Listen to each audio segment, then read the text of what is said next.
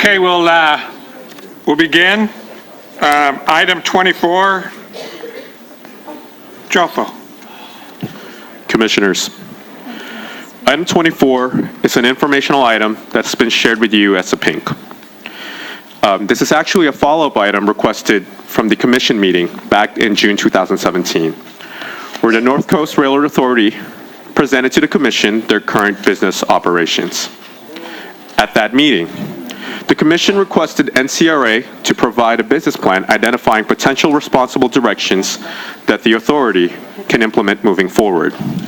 In your packet, staff has presented our comments to the NCRA strategic plan that was submitted to Caltrans and the commission earlier this month. Staff is concerned that the submitted plan is insufficient and it does not provide information for the legislature and stakeholders to make informed decisions on the future of NCRA. Here to also speak on this item is Caltrans District 1 Director Matt Brady, and with him, Mr. Brad Medham and Lashara Ward.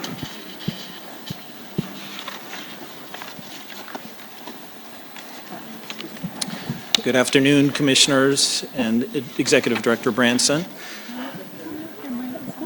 Maybe I need to put it up a little higher like that? There we go. Okay. Going to my knees, beg. Thank you, Stephen. Commissioners and Executive Director, I'm Matt Brady, District 1, Caltrans Director. It's a pleasure to be here today.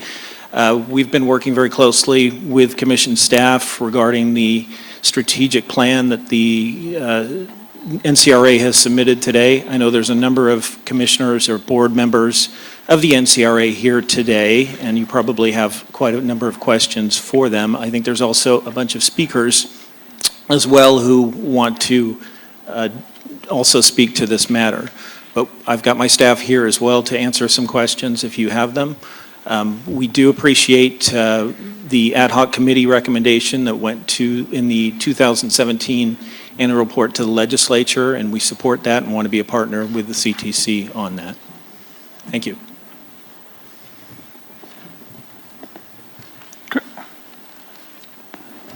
And with here to speak on NCRA's behalf, I'd like to call Supervisor John McCowan.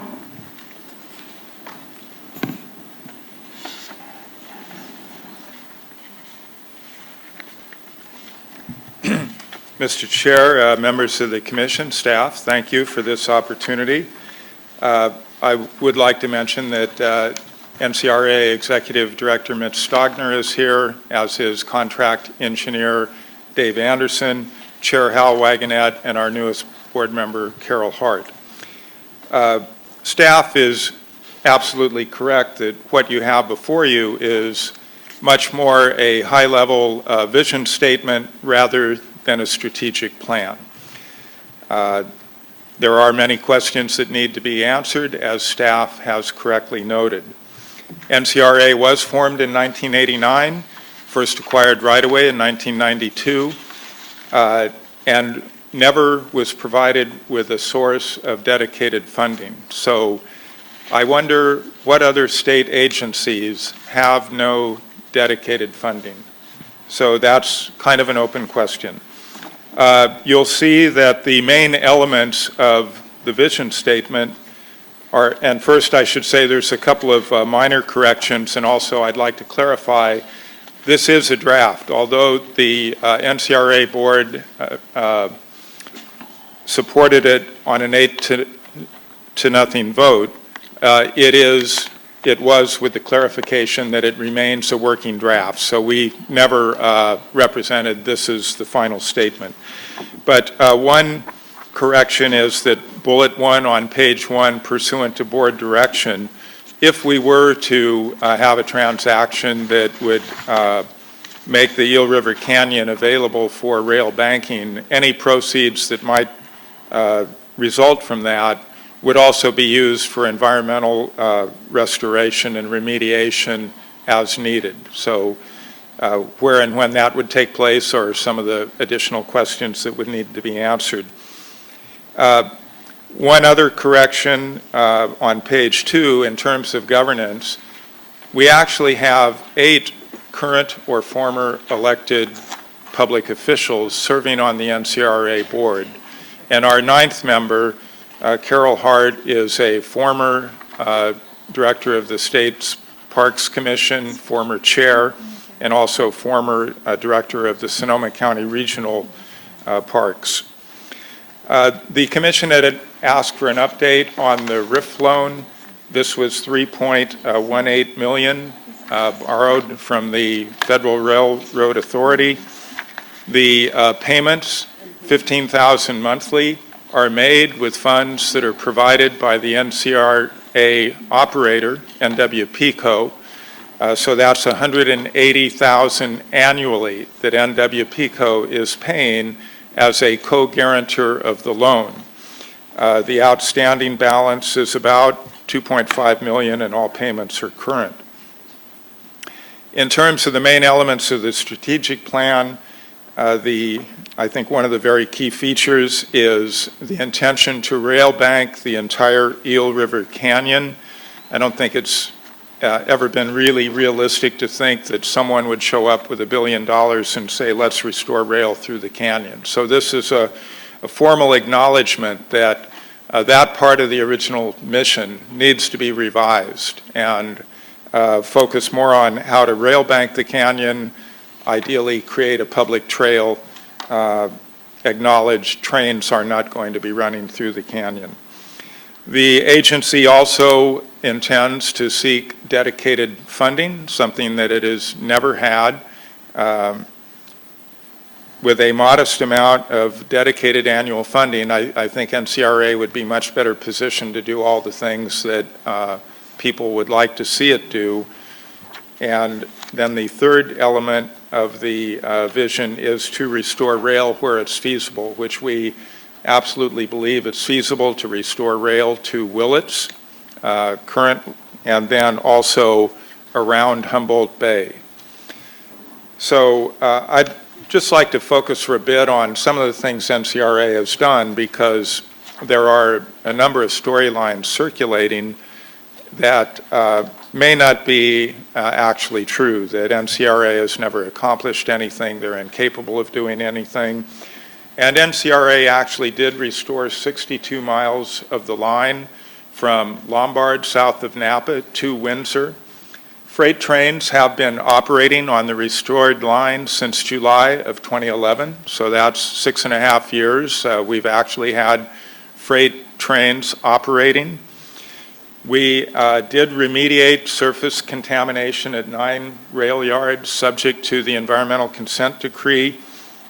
We have fully remediated contamination at the Ukiah Depot site, surface and subsurface. And as you probably know, we've sold 4.1 acres at the Ukiah Depot site for a future Mendocino County courthouse, and are also constructing infrastructure to serve that courthouse. A bridge has been constructed, roads and utilities will also be constructed as part of our agreement with the state. We also have worked cooperatively with jurisdictions along the line to develop rail and trail. So that is currently being built out in the Humboldt Bay area, Healdsburg, Ukiah, other jurisdictions. So to those who say, well, we really need to operate this as more of a multi-use, it shouldn't just focus on rail. Well, that's what we're doing, and we've been doing it successfully. We also cooperated with Cal Trout on 2 major fisheries restoration projects in Humboldt County. And then, in addition to the 62 miles where trains currently operate, we also are responsible for maintaining 250 miles of right-of-way where trains do not currently operate. Many of the financial challenges of NCRA are well known, and it has been a struggle to fulfill our responsibilities with funding that cannot necessarily be relied on. So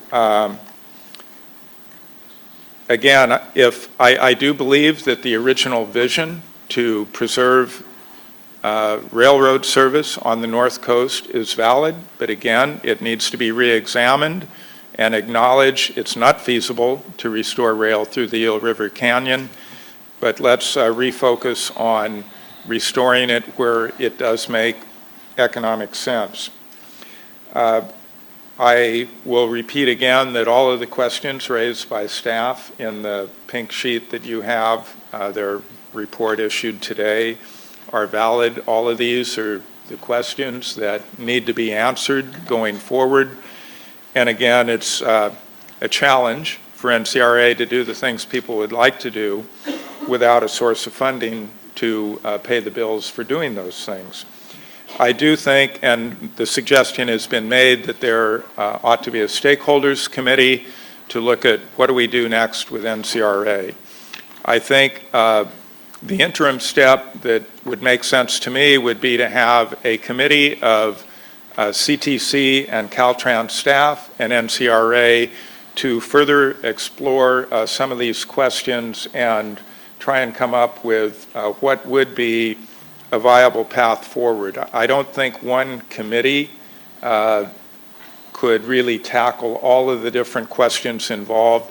One of the outstanding issues that needs to be resolved, and I've been advocating for NCRA approaching the commission and resolving this issue going back to 2011 when I was appointed to NCRA, involves use of excess property or disposal of excess property and use of the proceeds.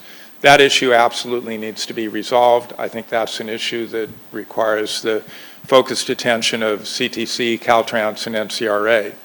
The issue of rail banking the canyon would obviously be a different committee that would include a broad-based set of stakeholders, including environmental groups and landowners, local jurisdictions, the county, cities. And then another issue that needs to be resolved that wouldn't be a stakeholder committee issue is the lease between NCRA and NWPCO has to be renegotiated. And we don't expect anyone to extend any funding to NCRA unless we have resolved all of the outstanding issues with our operator. In 2014, I was approved by my board to negotiate with NWPCO, and we actually came up with a framework of resolving every single outstanding issue related to the debt and our relationship, but NCRA didn't have the funds to implement that agreement. So I do believe that it's time to go back to that, and again, my board has authorized me to negotiate with NWPCO to come up with an agreement. And so there's a lot of loose ends out here. I freely acknowledge there's a lot of challenges, but I would look forward, I would welcome your support in working together to try and resolve these issues going forward.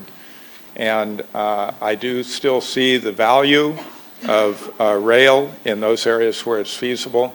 I actually ran for the Ukiah City Council in 2004 on a platform that in part was clean up the rail line through Ukiah. And we're actually doing that now with the combination of the courthouse project and the Rails with Trails projects. So thank you. I'm open to any questions. And again, we do have other folks here who might be better able to answer some of the technical questions. Okay, we have 6 speakers for this item, so we'll start with the speakers and then we'll probably come back with questions. Thank you. First speaker is Tom McDonald.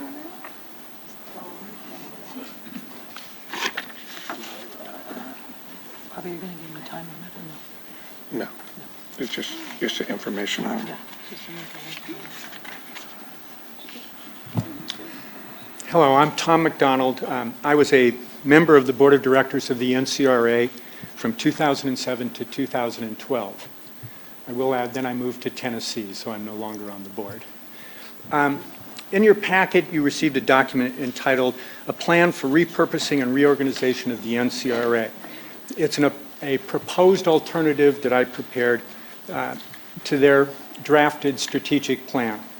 In 1989, the legislature created the NCRA with the idea that they would continue the rail service. I think even the NCRA, we heard today, has really admitted that they're no longer have a goal or a feasibility of getting all the way through on the 316-mile railroad. So I think it's time to pivot to the future, and as I pointed out in my plan, that really requires two things, a repurposing and a reorganizing. First, the process of repurposing. I applaud the CTC's proposal for a stakeholder committee to help define the highest and best uses of the railroad throughout the various segments of the railway. At the end of that process, I believe that there will be an identification of multiple purposes, including freight operations, excursion trains, other commercial ventures, trails, and most importantly, those priorities and prospects will vary significantly by regions of the rail line, which gets me to the second part of the process, which is reorganizing. This is even trickier. Ultimately, the legislature has to decide what is the best organization. Should it be the NCRA?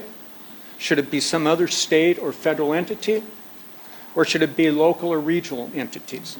MCRA's solution, we've heard, is to essentially bail them out, give them additional operating funds, and another $98 million to extend the rail line further north from Windsor. All I would ask is, should the taxpayers continue investing additional resources in this venture? Are we just going to allow this agency to drive further into the blizzard? Perhaps a better approach, as suggested in my alternative plan, is to transfer administration and ongoing operations from the NCRA to local or regional agencies. And specifically, that could be, say, the 4 counties, just turn the administration over to the individual 4 counties, or other local designated agencies within those counties, maybe the Humboldt Bay Conservation, I forget the exact name of it, but there's various transportation agencies that may also be appropriate.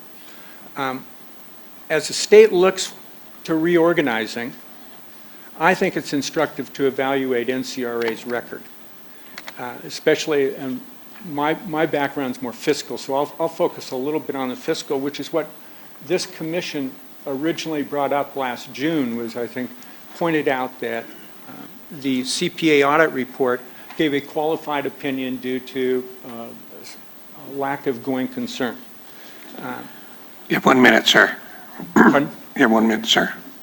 I've also distributed a packet that is entitled The Financial Misfortunes of the NCRA.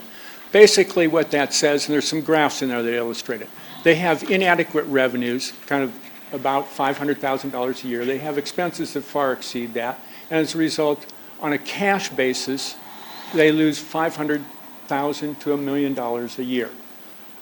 If you include depreciation charges, it's probably closer to $2 million a year. They're, in essence, digging a hole that gets deeper, $500,000 to $1 million every year. As a result, they have $9 million in outstanding debt right now, and actually that's been fairly stable. One has to ask the question, how do you keep digging $500,000 or $1 million every year and you hold even? Well, the answer also provided in there is they've done 2 things. They've gotten debt forgiveness, and they've been in the business of selling state property. They're selling off what they call non-transportation assets. That's their method of survival. If they didn't have that, the $9 million would probably be closer to $16 million. So I think you can kind of see their game plan for the future. You need to wrap it up. Okay. I was going to say a few things about have they been good environmental stewards, but there's probably some other speakers that can speak better to that than I can. So I think that one thing is clear, and I'll skip some of these remarks, but. Well, you need to wrap it up. Okay. We've got other speakers who only get 3 minutes, and we don't want to be rude with everybody else. I think that any reorganizing has to look at 3 things specifically. The $9 million of financial debt, the environmental assessment and its cleanup, and how you're going to do with that 100-year lease that they don't generate any revenue from. Thank you. Thank you. Tom Dewar?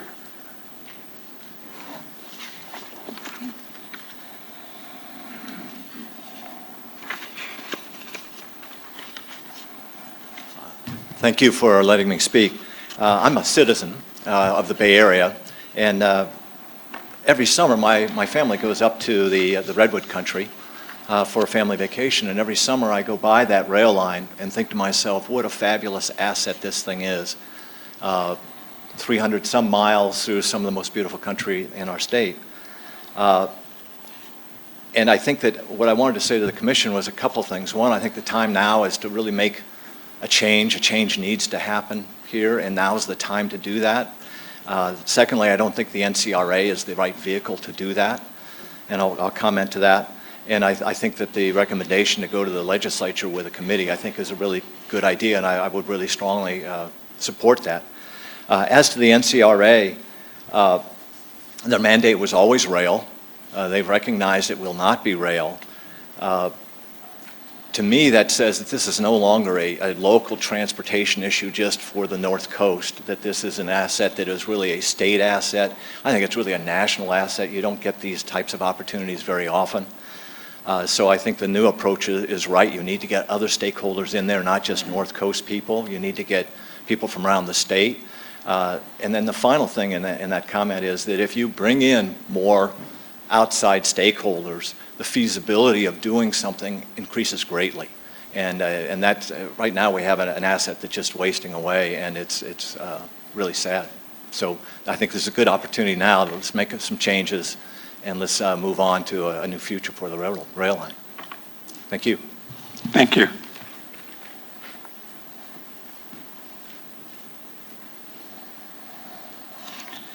Bernard Myers?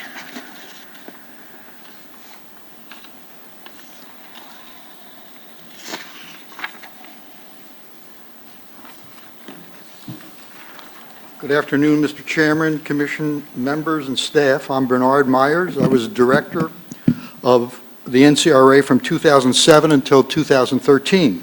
I wish to supplement my letter to you that's in your packet. This item clearly does not involve the largest allocation of taxpayer funds that you will see today, but it does concern the transportation agency that has probably been mismanaged the longest. NCRA has submitted to you its strategic plan. The NCRA's board adopted that plan January 10, but the manner of its adoption violated the Brown Act, as it was not provided to the public before it was considered, so the public didn't have an opportunity to review and comment. That strategic plan fails to mention that NCRA has been unprofitable since at least 2006, if not its inception in 1989. It fails to state that NCRA receives no trackage fees from its lessee operator, NWP, and in all probability, it will not receive any through the 104-year term of its lease, a lease that cannot be called anything other than a lopsided sweetheart deal. It fails to state that NCRA has been expending over $1 million defending its decision to void an EIR that took 3 years to prepare. An EIR NCRA promised to the CTC to do in exchange for $60 million you gave it, and for which the CTC gave an additional $3 million to do the EIR. It fails to state that NCRA has not done any economic or fiscal analysis of the line in the lease, and thus it has no idea whether the funds it seeks can be put to good use. It fails to state that NWP failed to provide NCRA with promised funding and instead provided interest-bearing loans, adding to NCRA's substantial operating deficit. And it fails to state that another substantial portion of NCRA's deficit comes from no-bid contracts awarded to NWP and its associates, each of which has come in well over the agreed-to contract price. There are heroes in this saga. Among them are the personnel in the Caltrans Eureka office. A wonderful example of their efforts is the letter of April 10, 2013, delivered to the NCRA board meeting that day. I was there.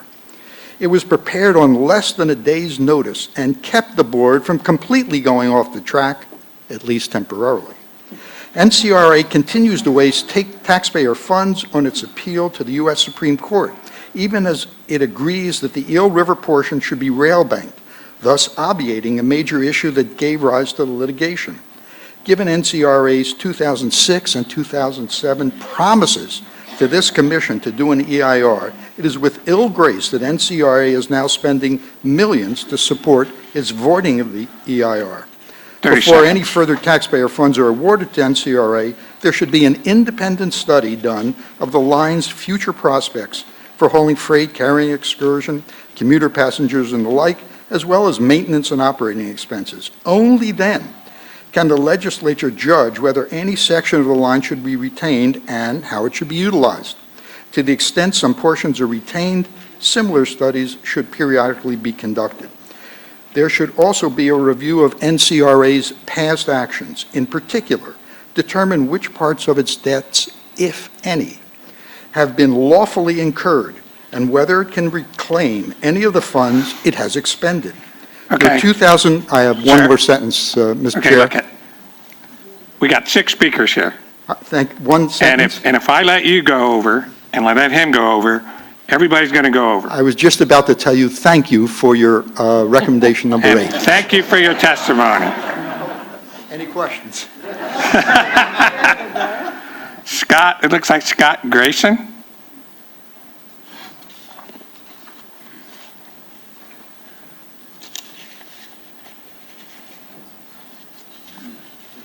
And then David Keller. Good afternoon, Commissioners. Thanks for the opportunity. My name is Scott Greason. I'm the Conservation Director for Friends of the Eel River. As you've heard, to fix the problems that the NCRA presents, we really need to understand how we got here.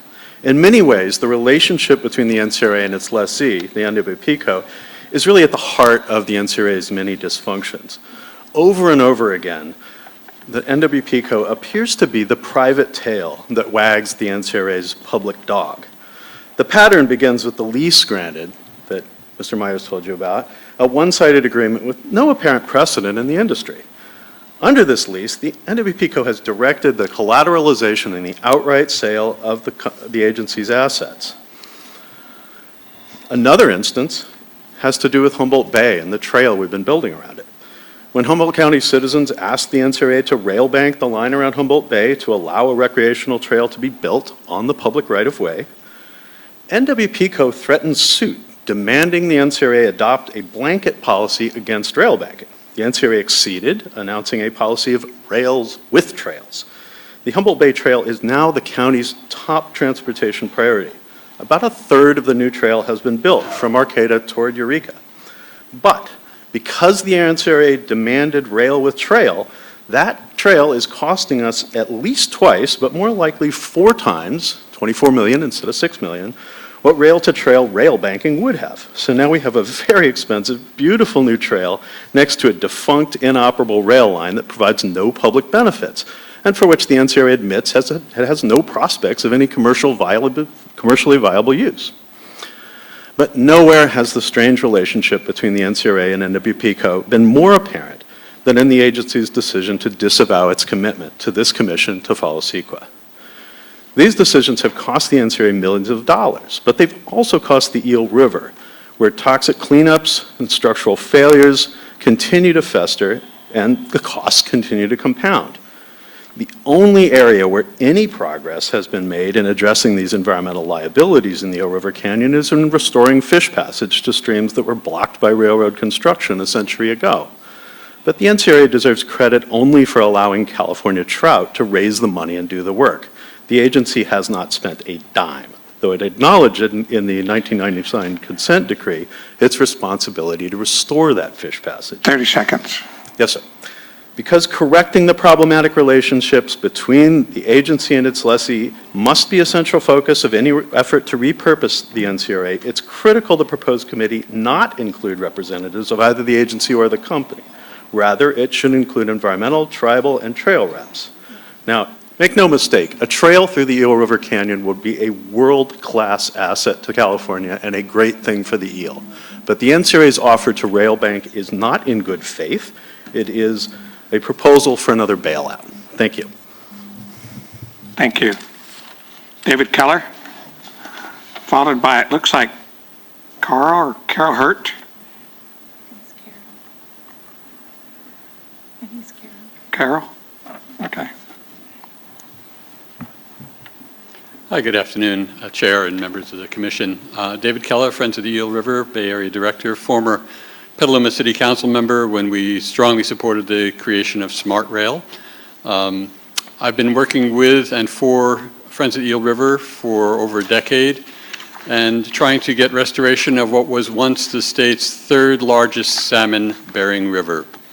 Much of the damage was done in construction and attempted maintenance of NCRA, or what is currently NCRA's rail line, over a century. Southern Pacific dumped that line, the state bought it, and unfortunately Southern Pacific left the liabilities for cleanup, maintenance, and future use to the state. And if Southern Pacific as a national rail company couldn't figure out how to run rail profitably around Humboldt Bay or down the Eel River line, why is there any assumption that NCRA has been able to, can even figure out how to do that? They have not provided you any business plan to be able to even run around just Humboldt Bay. They've never provided that to the public.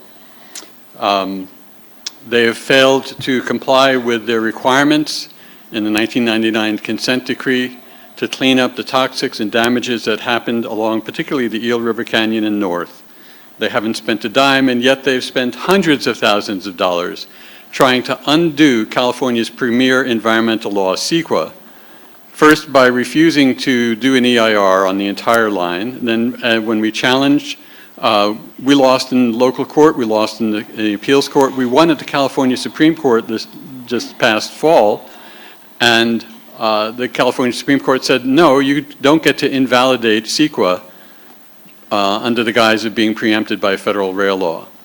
What did the NCRA do with that? They took more public money and are now challenging that decision in the U.S. Supreme Court. So here we have a state agency taking public money to challenge California's premier environmental law. They don't deserve another dime from the state until they come up with a business plan to shut down, provide the rail to south of Willits or south of Cloverdale to somebody who can operate the line, and to figure out how to rail bank and convert the remaining section to trail and to clean up their mess. This is a result of poor management, a very peculiar relationship with NWPCO, and frankly, is this any way to run a railroad is not and should not be the public's takeaway on how NCRA operates as a state and publicly owned agency. Thank you very much. Thank you.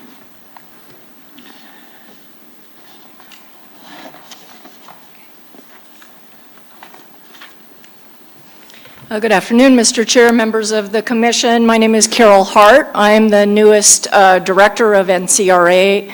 I'm on my, I believe, something like my 10th day, and it's a pleasure to have the opportunity to speak with you. As Mr. McGowan indicated, my background is in parks. I was on the State Parks Commission for 14 years, serving as chair for 7. I recently retired as director of Sonoma County Regional Parks. So from that background, I think you can tell that my interest is in a new mission for NCRA, a new vision for NCRA, and I completely agree with the earlier speaker who talked about this being a national asset along the lines of the Pacific Crest Trail, the Appalachian Trail. This has the, if we are able to move forward with legislation, which I'm working on with Senator McGuire's office, to rail bank the Eel River Canyon portion and look at building a new economy for the North Coast based on a new world-class trail system. I think it goes from something that there's been so many negative comments, there's so many problems, and of course there are, but you have to create a new vision, a new mission, and that's why I'm excited to serve on the NCRA board, and I look forward to the future. Thank you very much. Thank you. Jofel, anything else? Any questions from the commission? Comments? Yeah, we got one. As most of you know, I've been on this commission for 15 years, and NCRA's been before us multiple times. And I remember probably going back at least 10 years ago, we asked for a business plan that was presented to us. And if my memory serves me right, we were assured that the hauling of freight was going to cover all their expenses, et cetera. And there was really no more need to give us any more money. You guys, you'd be able to be financially sound. That doesn't appear to be where this is going. In fact, you're already admitting that you can't fulfill the original vision of 1989. What bothers me is where's the plan if you're going to shrink the original vision? Where's your business plan to shrink the original vision and make it work? I've been told the lease with NWP is a long lease. It doesn't produce really any revenue unless they, I've been told, make $5 million pre-tax before they start paying anything. So right now they just pay you a paltry trackage fee, which all that does is make your debt payments to the Federal Rail Authority. This thing should have been reanalyzed a long time ago. It absolutely, in its current form, doesn't make any sense at all. I'm not even sure what WP's hauling. Are they hauling anything? Are they making is there any hope that they'll ever get to $5 billion? To stay in business just by selling property doesn't make any sense. That wasn't the real intent of the operation of this thing. I brought up notes on the no bid work. That's another thing that shouldn't be done with public money. We can't do that as a commission here. We can't have bids go out that are no bid contracts.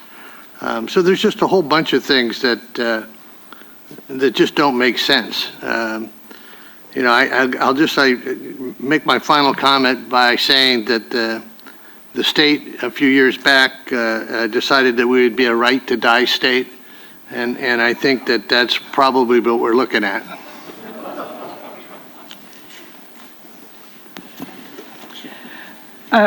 I want to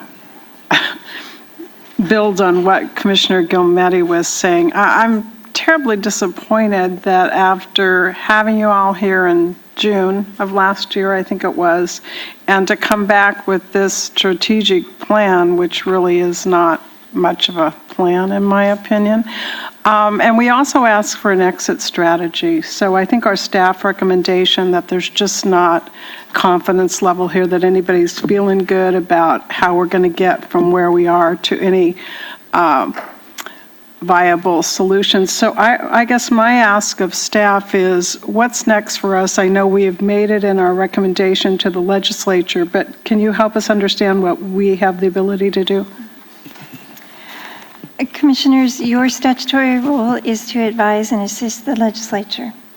And so the commission has made its recommendation in the last year's annual report for 2018 to explore, through a committee, the future options for this rail line, this corridor.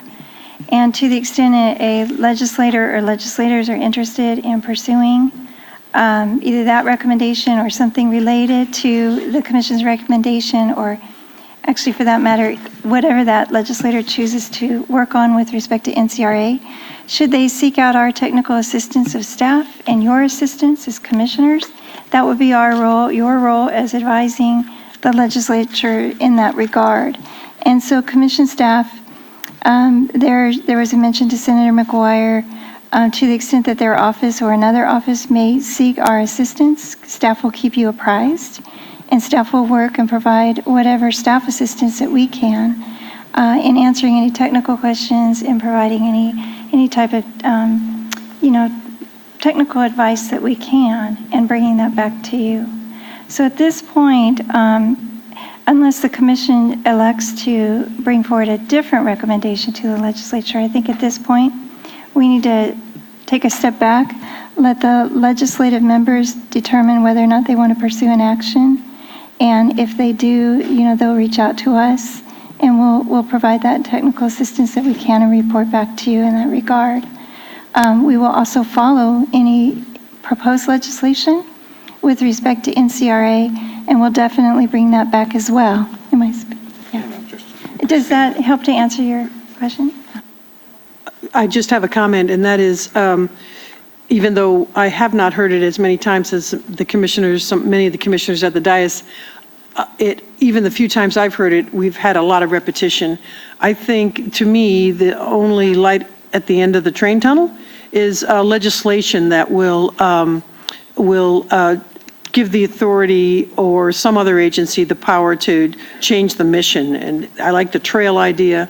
And I know we are not going to take a position on unwritten bills at this point, but the next time it comes back, I'd like to hear more specifics about what a legislative alternative might look like. So I'll just put that on the table. Thank you. Just one other comment that I glossed over. They have $9 million in debt, and then they have probably anywhere from $4 to $7 million probably in environmental cleanup costs. I don't think you're going to be able to give these properties to locals to develop trails, et cetera, and saddle them with that kind of debt. So whatever the legislation is developed by, whether it's McGuire or somebody else, we have to take that debt into consideration as we go through this thing, or it's just not going to work.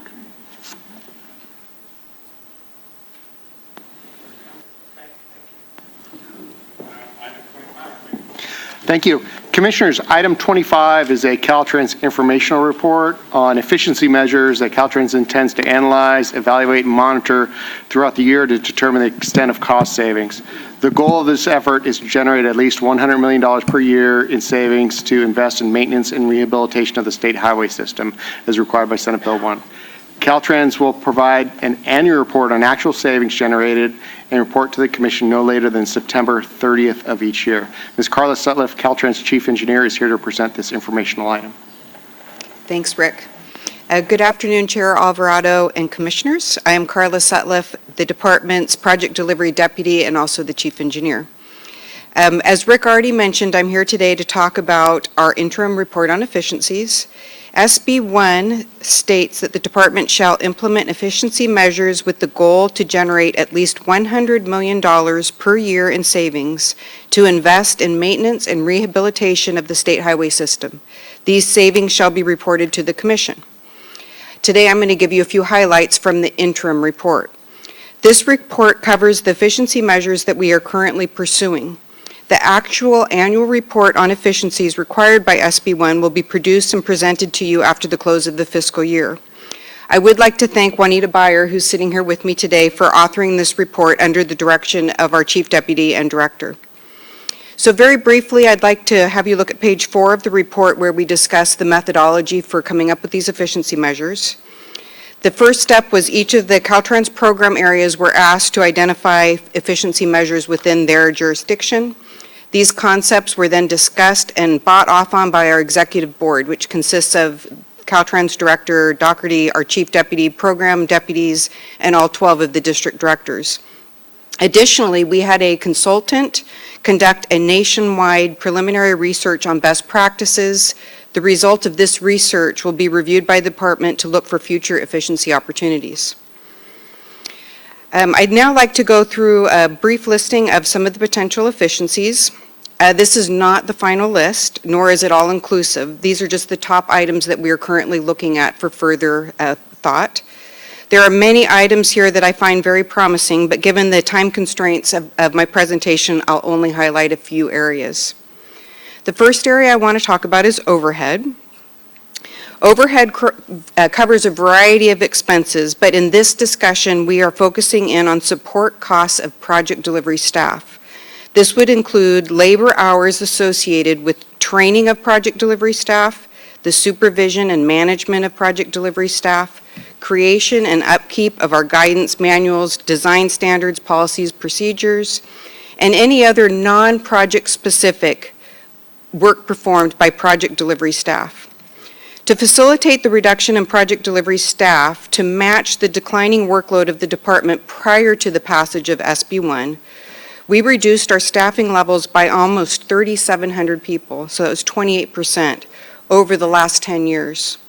This was not an easy task. To accomplish this, some of the following practices were implemented. We had a hard hiring freeze for over 7 years, where we restricted any external hiring or even promotions at certain levels without approvals from headquarters. We worked hard to reduce management to staff ratios to reflect our reduced workforce. We implemented improved business practices using Lean Six Sigma processes to identify waste. We brokered work between districts to ensure staff was aligned with the workload, and we utilized new tools to allow management to see on a real-time basis how we were doing statewide and at a district level on overhead and project charging. We will continue to work hard on keeping our overhead down. The second large area is savings that are achieved by acceleration of work.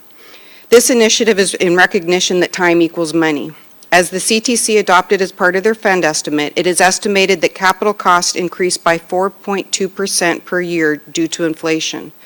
Looking for ways to accelerate and streamline project delivery to get projects out to construction sooner equates to cost savings. NEPA assignment is one very good example. Depending on the type of environmental document, we save anywhere from 1 month to over a year by assuming the role of FHWA in reviewing and approving NEPA documents. Another example we are just starting to implement is an initiative we learned from our peers from other state departments of transportation. This is performing some components of design earlier on in the project delivery phases. Examples of work that could be performed earlier would be soil borings and geotechnical studies. This initiative is just kicking off and will be analyzed and scored in future year efficiency reports. Next, I want to talk about innovating contracting tools. And for me, this is where we start getting into the exciting and innovative ways to get projects out better, faster, and cheaper. Some of the innovative project delivery tools we are piloting have shown great potential for saving in time and money. These different delivery methods do not work on all projects. Projects in California are primarily delivered using the design bid build process, and this will continue to be the case in the majority of the projects that we deliver. Design build is a project delivery method involving the award of a single contract for both the design and the construction of a transportation project. Caltrans has awarded 8 projects using the design bid methodology, and due to AB 401, we have an additional 10 slots. This methodology has shown a time savings of up to 30 months, and we have achieved an average cost saving of 14%. Construction Manager General Contractor, or CMGC, is a delivery method by which a contractor consults with Caltrans during the design phase and then acts as the general contractor during the construction phase. Caltrans has awarded 6 projects using CMGC, and AB 2126 and AB 115 provided the department with an additional 16 slots. We are seeing time savings, risk mitigation, increased innovation, and better cost certainty using CMGC. At your last commission meeting, Brian Maroney gave a presentation on the implosion of the Old Bay Bridge foundations. The methodology used for the implosion project was CMGC, which, as you remembered, allowed for a great innovation and time savings. The last efficient I want to talk with you about today, I know we have a time constraint, but I want to tell you a little story, even though I'm not much of a storyteller in public settings. When I was first appointed the department's chief engineer, I attended my first meeting at the national level, and it was in a room probably twice this size, where the table is set up in a big square, and each state is sat alphabetically, and you're sitting at your state, and then the audience is in the back.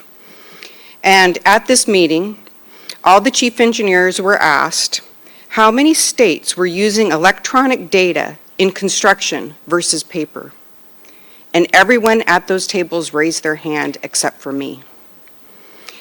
I was a little embarrassed, But as it turns out, not all the other states were necessarily forthcoming with their information, but this was still an aha moment for me.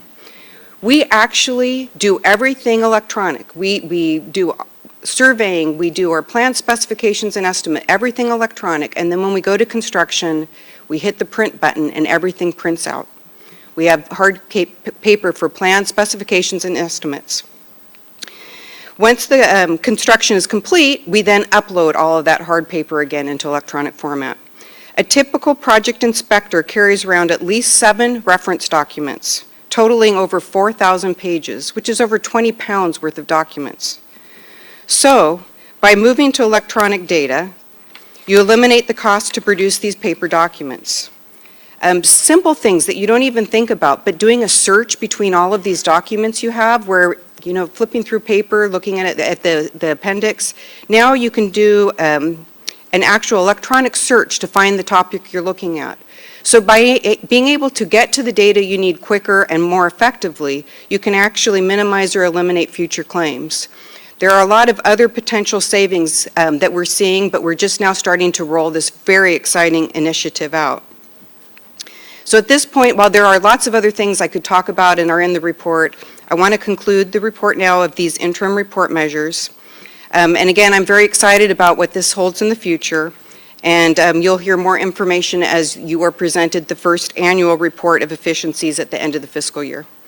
And that concludes my report.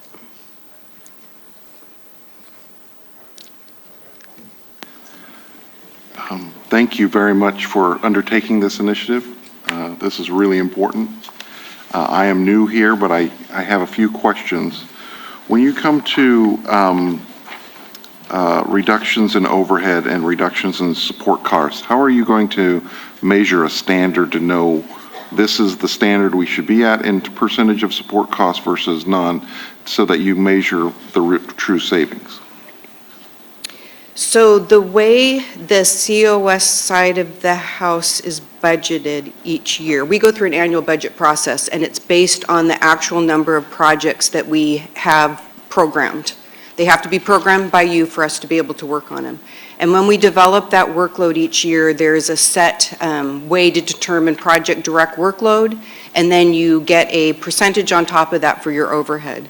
So what we would be looking at is the amount that we actually are budgeted each year through the annual budget process, and then how we do on expenditures compared to what that actual allocation is. So as a percentage of your overall expenditures, how much your support cost is, that's how you're going to measure it? So overhead is, your overhead need is determined by how much project direct workload you have. So if you have fewer project direct workload, you should have less overhead. So it's going to be looking at a comparison in that way. So at some point, will you be coming back and giving us those exact benchmarks? Yes. Okay. Second question, contracting tools. In 2009, the commission approved a design build program. When you said there's been 10 design build projects in the state, is that since 2009? Well, I could look at my notes, or I can have Ray Trick come up and answer the question. He is our office chief for all of our innovative design procurement methods. Yeah, in 2009, the demonstration program was put in place. That authorized 10 design build slots. We took 8 of those, and we did deliver those 8 projects. 2 of the slots were given to some local agencies to use. Okay. And how many of them were found to have been more cost effective than if you had not done it? So the data is not complete, but what we found is on average, at award time, we saved 14%. We're currently analyzing the closeout data, and we'll be able to report on that in the near future. But we are seeing less cost growth on many of the projects. Have you had projects that have been design build that have gone the other way? Yes, we've had a And so how do you balance those out? And so when you're measuring this, when you go forward, how will you measure the ones that go cost overruns to balance out the costs that go under? When you say you're going to save $10 to $50 million in savings, that's a net between what goes over and what comes under? That's correct. What we're going to do is look at each project and how they grew compared to the budget, but we also compare them to design bid build jobs that were similar. Okay. So on streamlining environmental reviews and permits, there's been allowance for NEPA CEQA reciprocity for a while, that federal legislation allowed that. How many projects have you allowed NEPA CEQA reciprocity in the last few years since that's been in place? So On either the local level or at the statewide level? So for the NEPA CEQA reciprocity, that was something that was allowed by the federal government. Right. California was one of the few states who had the ability to use that because we had NEPA assignment. We were the only state at first who had NEPA assignment. Right. We did a call to our local partners to see if anyone was interested in pursuing that. And quite frankly, for the department, since we have federal funds on all of our projects and we have the very firm California environmental laws, we've melded things together so much that there was no time savings by Really? replacing There's one. no time savings by making a local agency do both a CEQA and a NEPA? Well, Commissioner, if I can answer that, we have not saved anything from doing NEPA CEQA reciprocity because we don't have it available to us in the state. NEPA delegation is different. We are doing that now. There is a flaw in the federal language on the NEPA CEQA reciprocity that we're trying to get cleaned up on the federal level that opens up lawsuit challenges from a 45-day period to 2 years. We're not going to do that. We're not using NEPA CEQA reciprocity today. Okay. We're using NEPA assignment. We're not using that tool yet because there's a fatal flaw in the federal legislation, All right. in our opinion. Okay. Also on environmental, there are a number of federal highway categorical exemptions for NEPA or CEQA. Is the agency using all of those now? We use the majority, if not all. Is there a guideline or a standard in a document so when a district or someone is going forward that they can say, okay, it's Caltrans policy that we use the categorical exemption on this or we don't use the categorical exemption on this? Yeah, so we have a very good document, the Standard Environmental Reference, or SER, that's available online that does walk through and help determine what type of environmental document we do. 90+% of our projects use CEs. Okay.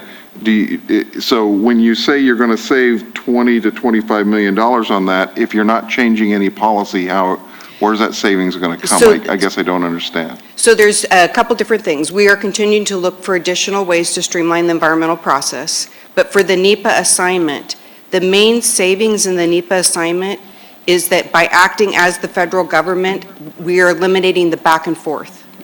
So before we would look at it, we'd have to transmit it to the federal government, they'd have to look at it and it would come back. So this was the NEPA assignment is we have truly taken the place of the federal government and have taken that step out of the place so that it is compacted and done quicker. And again, time is money.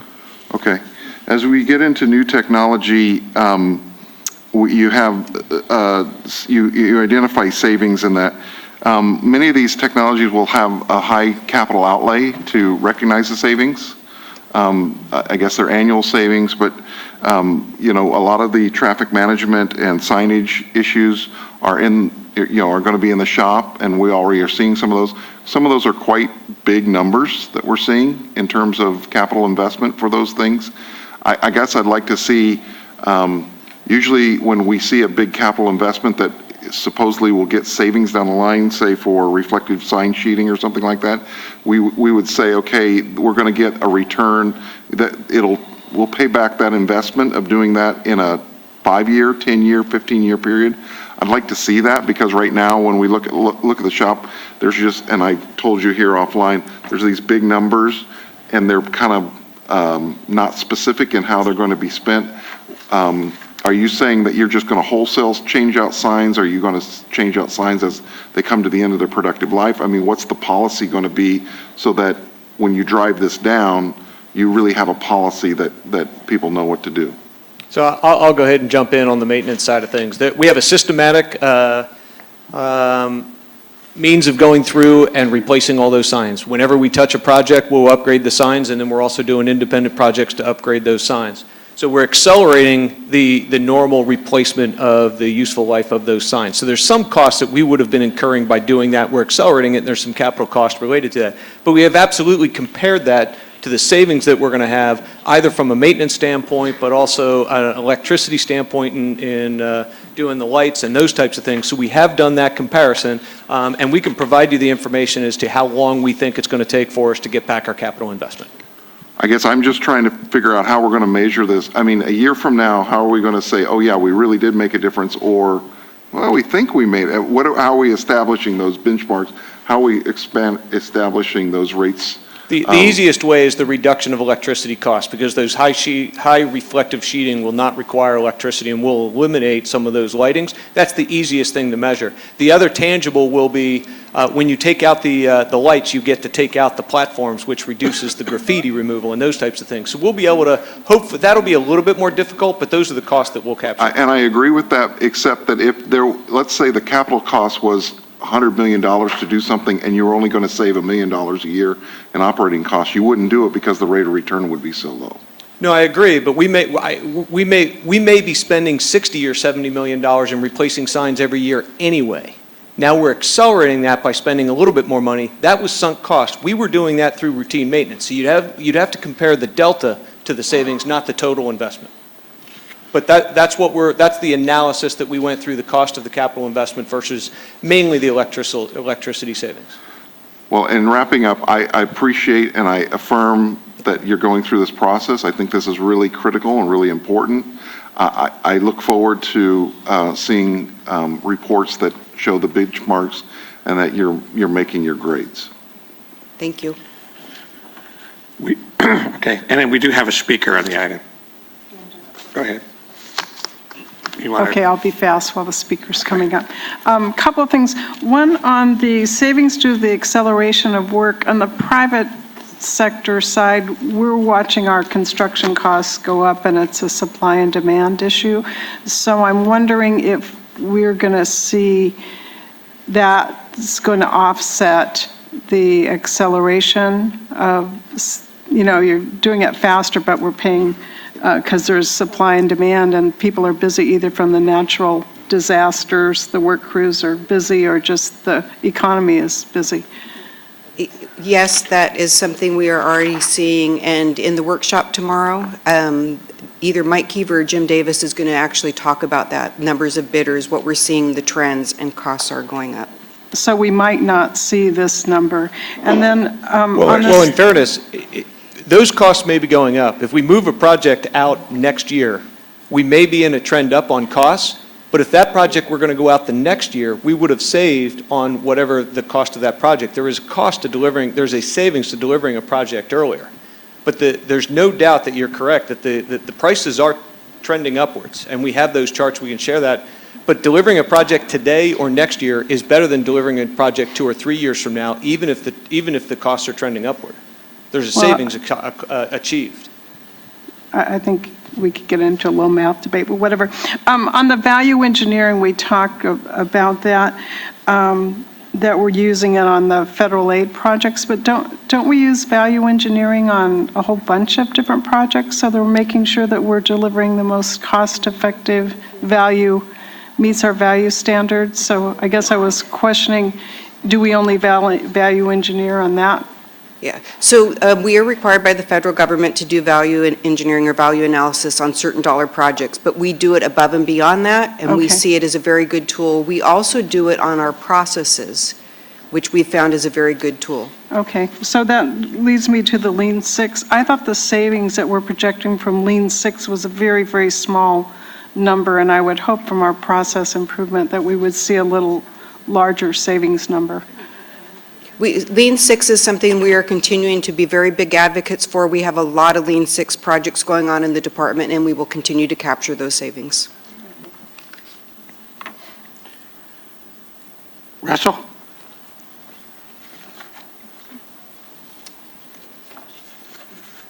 Thank you, Chairman and Commissioners. Russell Snyder, Executive Director of California Asphalt Pavement Association. Pleased to address you briefly today.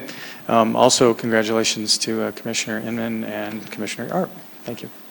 On this item, I just wanted to take a moment to commend Malcolm and Carla and the rest of their leadership team for our renewed invigorated discussions about how we can best leverage our relationship and our interactions on how we can really strive collectively, the construction industry and our agency partners, in working together to identify efficiencies, cost savings, and things of that nature. So we're very inspired at this opportunity with SB1. We congratulate everybody who worked so hard to get us to this point, but now we understand collectively that we're all in this thing together, and we all need to work together so that we can deliver these projects as quickly as we can and with cost savings. So we're very pleased to work with you guys on that. Just to, if in case there's any doubt that we're all in on this, we had some bumper stickers printed up that we're distributing all around the state, and it says SB1 Fixing Your Roads. And so we're having our member companies put those on their vehicles all across the state. And I think we can talk about our cost savings and other efficiencies, but the best possible outcome for SB1 and the best advertisement is an orange cone and a sign truck and other evidence that the construction is being done quickly, and then returning the roads back in a state of very good condition to the public so they can see that their money is being utilized. So congratulations. We got a lot of work to do. I feel like you got your tiger by the tail, but we're very happy to work with you. So thank you. Thank you. Item 26, Stephen. Yes, Commissioners. Item 26 is the approval of the Transportation Asset Management Plan. At our December meeting, we reviewed the draft document. Commission staff and the Commission transmitted about 4,950 comments, observations, fixes to the document. The Department did a very good job of addressing all of those comments that were received. The document is in good shape. We do understand now what it is that the Commission is approving versus what it is that's going to the federal government. There is a couple of problems still. One of them is the Commission asked for annual benchmarks. Those benchmarks are still not present. Also, the Department has finally provided us for performance targets for the supplementary assets. There's a few things that we still need to wrestle through with those targets. So staff will be recommending that you provide a conditional approval to this transportation asset management plan, and the conditions are that the Department returns in March with the benchmarks, and that the Commission approves the performance targets for the supplementary assets at the March meeting. Any questions from the Commissioners? And would you like to have the Department do a presentation, or are you ready to take an action? Okay. Good afternoon, Chair, Commissioners. I'll be brief. We've been working on the Transportation Asset Management Plan for some time. We've had a number of workshops with our partners. We had a comment period between October and December. We received the Commission's comments along with the Commission's guidelines on the benchmarks that Stephen mentioned. Those guidelines call for the Department to produce benchmarks based on an approved asset management plan. And there's a reason for that, because if the Commission does not adopt the targets, then we have to wait until those targets are adopted before we can do the benchmarks. So I'm certainly willing to go forward with the staff recommendation, but I will remind the Commission that the state of California also has to produce an asset management plan under federal regulations by April, and that only leaves the March meeting between now and the submission time for the federal government. If we don't make the federal submittal, the federal government has the authority to substantially reduce all federal funding, state and local, in the state of California. So that's not really a line we want to cross, and I'm sure that Vince probably would never take us there, but we don't want to test that.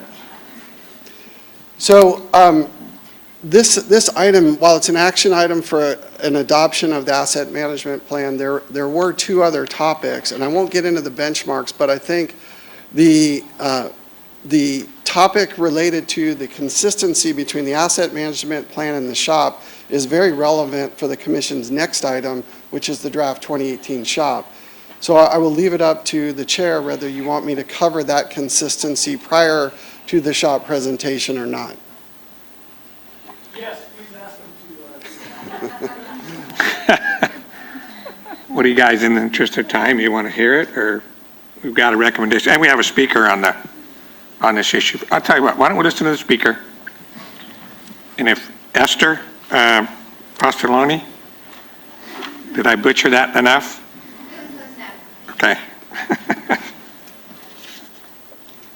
Good afternoon, Commissioners. My name is Esther Postiglione. I'm here with California Walks, and I just wanted to draw your attention to what was mentioned before the presentation, which was around the supplemental assets. So the implementation for supplemental asset class, specifically sidewalks, should exceed the performance target in the Transportation Asset Management Plan. Moving from 100% deficient to 75% deficient over a 10-year period is not enough, and while it adheres to the court settlement, it doesn't align with the strategic goals to double walking trips by 2020. In order to meet this goal, the performance target should be increased to better align with the strategic goal and increase opportunities for walking trips throughout the state. And I'd also like to draw your attention, and I believe this is on Section 3.7 of the Asset Management Plan. It's the only supplemental asset class with performance targets still set to deficient or poor for the 10-year period. Thank you. Thank you. Stephen, do you have anything to add? It's a conditional. It's a conditional approval. What it hinges on is basically on the benchmarks. The benchmarks are for the four primary assets that you have already adopted the performance targets for those four assets. The state approval of the overall document is not necessary for the document to be submitted to the feds. The federal approval processes are separate from the state approval processes. Your portion of this document only relates to the state highway system, and the federal processes relate to the national highway system. Some of the state system is on the national system, but not all of it. So your approval is only going to be part for the state highway system approvals, and those things are now outlined pretty well in the document. So there's no worry that the department can't submit this document as is to the feds. They can. As far as our conditional approval, we do need an approval so we can find the consistency findings between the asset management plan and the SHOP plan, which you'll be taking action on at the March meeting.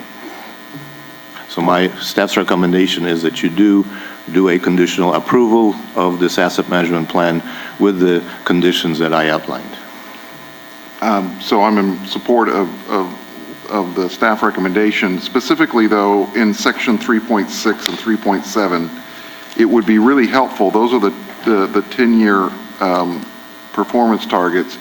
Would that be the appropriate spot? I'm asking, forgive me, I've forgotten your name. Michael, would that be the appropriate spot to say, okay, this is what we're going to do, and it doesn't, a 1-year window or a 2-year window, but having a 10-year window, it doesn't help us track how we're getting to our ultimate goal.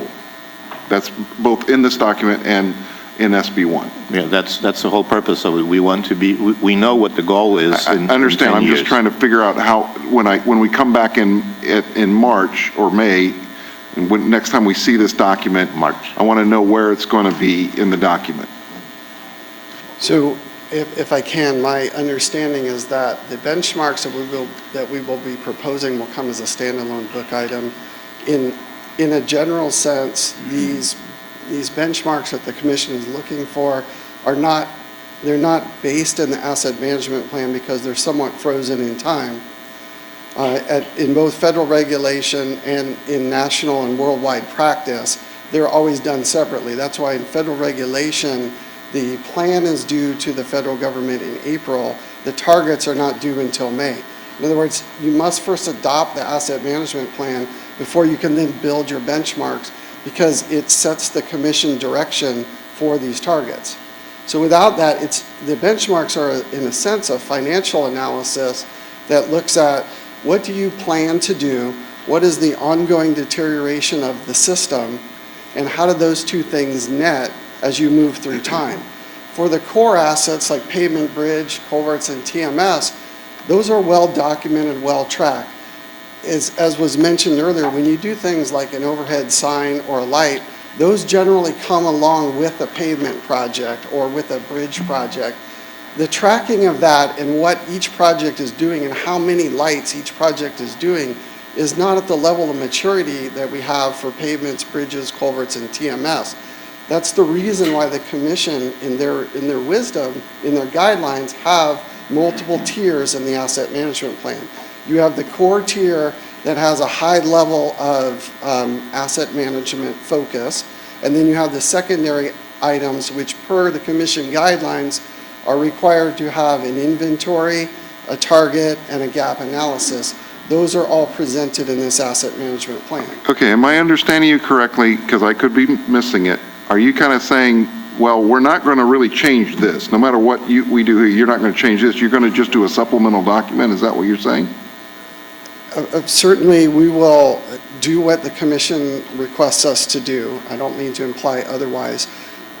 If it would be my preference to have the benchmarks be their own standalone document, because... But when someone comes, you know, Joe will be here 10 years from now, but maybe the rest of us won't. And so the question becomes, if someone comes and says, okay, we're going back to the source document, wouldn't it be best to have them in the source document of, okay, here's the plan, and we may deviate from the plan, but at least this is what we said to get to our ultimate goal on the 4 asset classes. This is what our trajectory, our plan was to be. Well, I think that that's possible. However, the commission has required annual updates to these benchmarks. The asset management plan is only updated every other year. Therefore, it makes more sense to have them be in the standalone document so that you can do that annual update and react to the changes that you see. Because to do the benchmarks the commission's asking for, there's a whole litany of assumptions that go into it. Expected rates of deterioration, expected project accomplishments, what's going to happen in terms of our director's order and emergency work, what the maintenance program is able to accomplish. All of these things have to come together in somewhat of a net plus and minus type accounting that the commission, per the guidelines, requires to be done on a quarterly basis.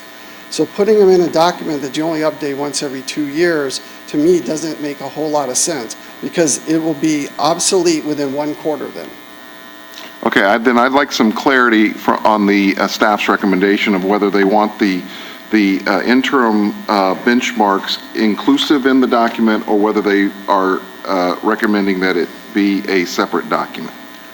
To staff, we would much rather that the benchmarks be a companion document, because as Michael mentioned, those will be re-examined every year, but this document itself will be re-examined every 2 years, so we don't want to have a stale benchmark. So you're comfortable with a companion document? Pardon me? You're comfortable with a companion document? Yes. What I would like to do is get benchmarks from the department. Otherwise, we'll be forced to do our own benchmarks in March. Can I? So will we reference these companion documents in the original documents, so that if somebody goes to research, they know where to go? The asset management plan already has language that commits the department to produce these benchmarks at the March Commission meeting. That's already in this existing document. Bobby, Commissioners, by law, the Commission has been assigned new responsibilities under Senate Bill 1. And the Commission needs to assess the performance of Caltrans annually, so every year, and report the degree to which the performance that was set out in the beginning was achieved. The asset management plan, not only in Senate Bill 1, but Senate Bill 486 several years ago, called for the formation of an asset management plan that would be used to guide the investments in the SHOP program.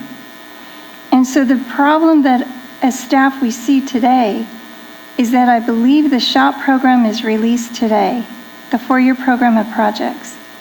And what I don't understand is what that 4-year, how was the selection of the projects in the 4-year SHOP program, how did the asset management plan that you brought forward to us drive the investments that you're requesting in the SHOP program without having benchmarks to show what you need to do to achieve to get to the SB1 2027 targets and the targets that this commission adopted for the 4 asset classes. So it's, as far as the asset management plan, you may want to just use an addendum or an appendice that can be updated regularly, I don't know why that would be a problem.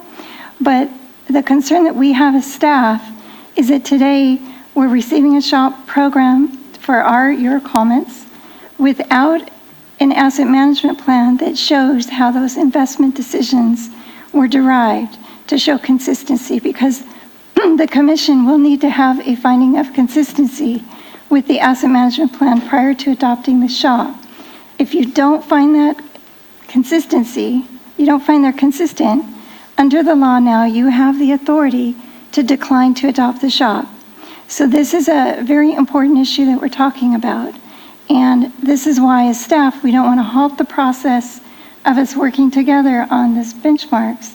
It does seem they should be a part of the asset management plan. What is a plan for? But if the plan is only updated every 4 years, then I would suggest you bring in an addendum or something that we can amend that plan, since it is subject to approval by the commission throughout the next 4 years. So I came today prepared to show you that connection and also show you that the connection between the asset management plan and the SHOP is substantially more tight than just the benchmarks. That's just one piece of it. It's a whole framework at which we approach the selection of projects.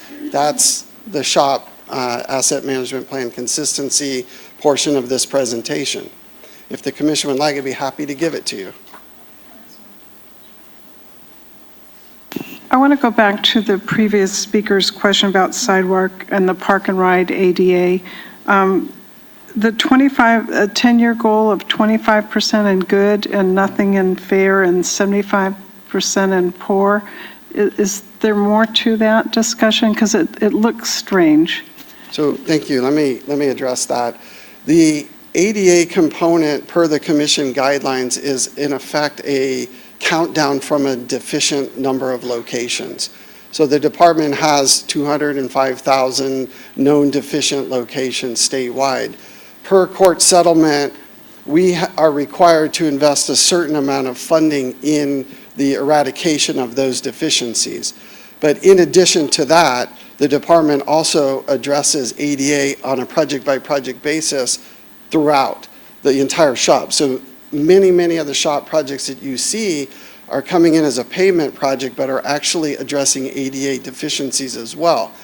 But per the court settlement, we had to have a specific program with a specific dollar threshold.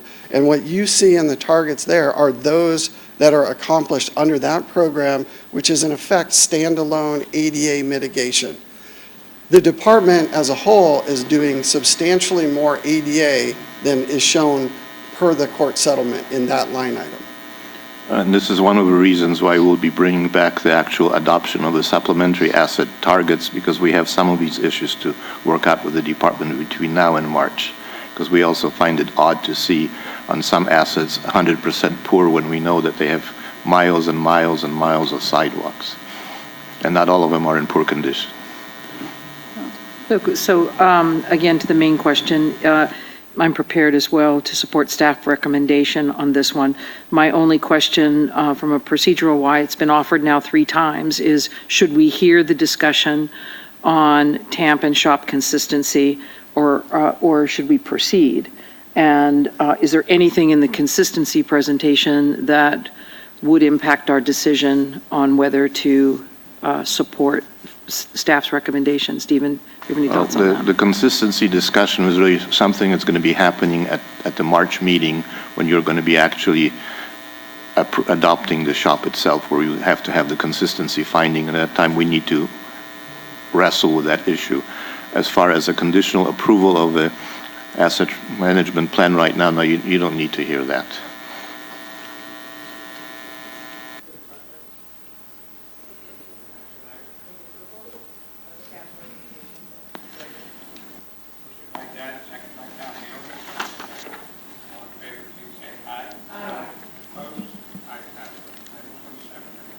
Thank you. Commissioners, item 27 is a Caltrans information item for a preview of the proposed 2008 SHOP program.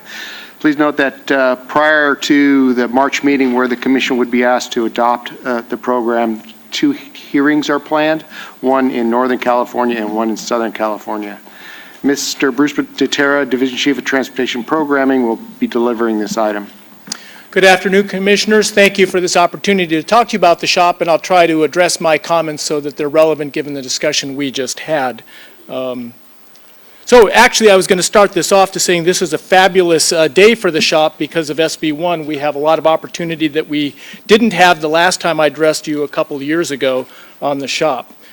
So I will try to be succinct in my remarks and happy to answer any questions you may have so that we can keep the meeting moving at a prompt pace. So the purpose of the shop, the basic purpose has not changed. And for those of you who are new to the shop program, I believe we have at least 2 of the commissioners. This is your first cycle of going through the shop. So I'm going to provide a little bit of background so that you have an understanding of what we're doing with the shop as a program of projects and why we're doing what we're doing. So we have legislation that very clearly says that the shop is the Fix It First program for the state highway system and the supporting facilities.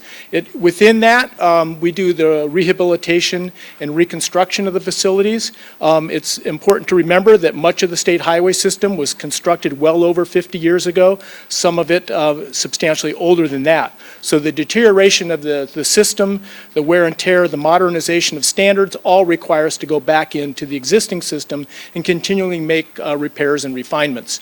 Importantly for the shop, and I'll say the most important purpose of the shop are the emergency repairs that were so eloquently demonstrated in Malcolm's earlier presentation on Highway 101 and safety projects to protect the traveling public. The shop may not add new capacity to the transportation system. Quoting from SB1 and directing the use of the shop, it may not add a new traffic lane to the system. There are instances where we can add auxiliary lanes and merge lanes, but those are limited and they are rare that we utilize the shop funding for that.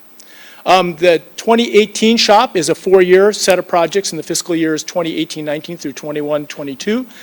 It is constrained to the 2018 fund estimate that you adopted. It is consistent with the 2017 State Highway System Management Plan that the Commission commented on earlier and that has been finalized. This 2018 shop is $17.96 billion of capital projects over a 4-year period. The last shop that you adopted in 2016 was $9.7 billion, and I'll address that difference in a little bit. But that is a dramatic change in the shop, and that's part of the thing that gives me some excitement to talk with you about it, how we can address more of those deferred maintenance needs. We have done a substantial amount of stakeholder engagement. We received several letters, several emails, and we received verbal input, and those are addressed in the shop document. We have turned over the document today to your staff, and we'll be providing printed copies to all of you hopefully next week. It's a 454-page document, so we also have some reproduction issues to get that thing all the way through. Perhaps you could give it to us digitally. We can do that. To print, it took 10 minutes for the commands to go from my printer to the hardwired from my computer to the printer. So I'm not sure you want to receive that monster, but we'll do that. It'll be posted to the internet in pieces. I went a little ahead. So new with 2018 shop, well, of course, the big news is the Road Repair and Accountability Act, SB1, the significant increasing funding, and also that it set performance targets, and this is consistent with federal requirements as well. We have the TAMP, which we just discussed with Michael, but important within that, it focuses on 4 asset classes: pavement, bridge, culverts, and ITS elements. Within the presentation and other documents, culverts are sometimes referred to as drainage, and ITS elements are sometimes referred to as TMS. Those are intermingled, and so it's important if I use one of those terms, it is interchangeable, but I'll try to be consistent with that. And that this is meeting both federal and commission requirements for the 10-year period. We also, with SB1, you're allocating the shop projects by phase rather than having us do this. We used to do the pre-construction work ourselves, but you're allocating the pre-construction phases, and we come back to you at each phase for check-in. We do updates, and you confirm that you want to continue funding the project. And we, of course, have the enhanced transparency and accountability. So this is the pattern of the development of the shop. We have the 10-year State Highway System Management Plan that used to be the 10-year shop, and this is now what it's called. 10-year shop plan is the SHSMP. We have the fund estimate that was approved in August. We have the proposed shop that you're receiving today, and then the TAMP. Those are all both submitted today. And then subsequent to this, we will actually have 2 shop hearings, one north, one south, where we'll have public testimony, and I'll go into more detail at that time as to what's in the shop. And then presumed commission adoption of the shop. So this is looking at overlapping shop cycles. It's a 4-year document that overlaps every 2 years.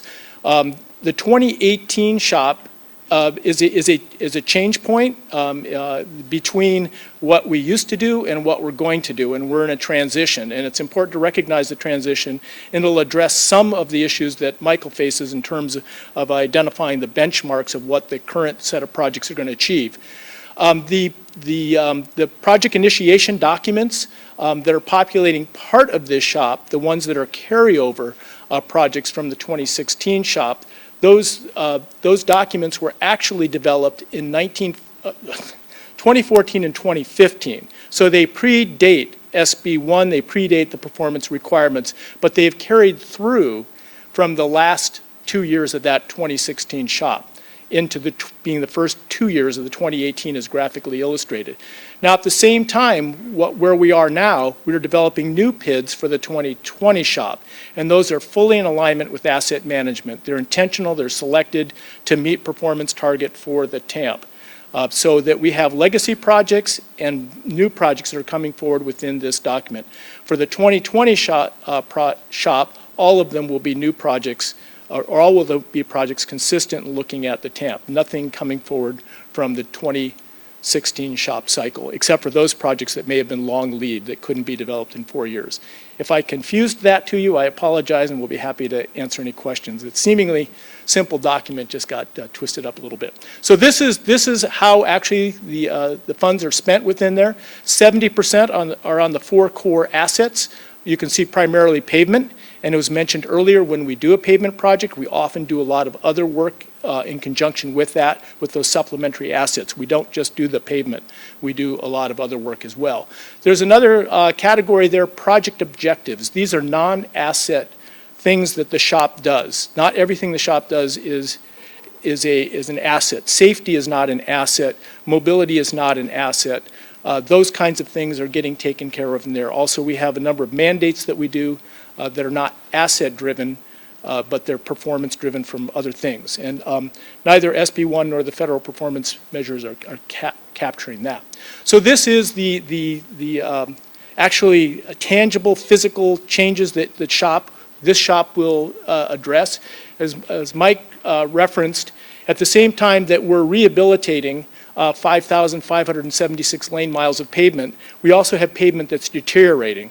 So determining what the performance would be is that the rate of the deterioration versus the rate that we can come in and do the new work where we're going in and replacing things. And at the end of the 10-year period, we catch up to that and we achieve that 98 or 90 or 95% performance basis. But at the beginning, you're going to see the needle move very little because we're doing a small amount of work of the 10-year portion that we have.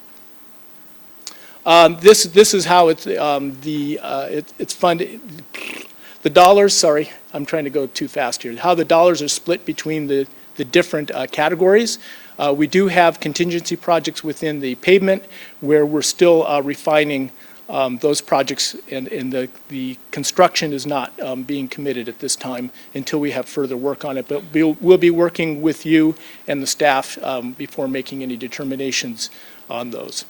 So this is a distribution of the projects around the state. When I have the hearing, I realize you can't see that, and Commissioner Inman at the STIP hearing asked for a bigger map. We will be having map insets so you can see what happens in the urbanized areas. There are many, many projects within the urbanized areas, and we'll show those distributions and what they are.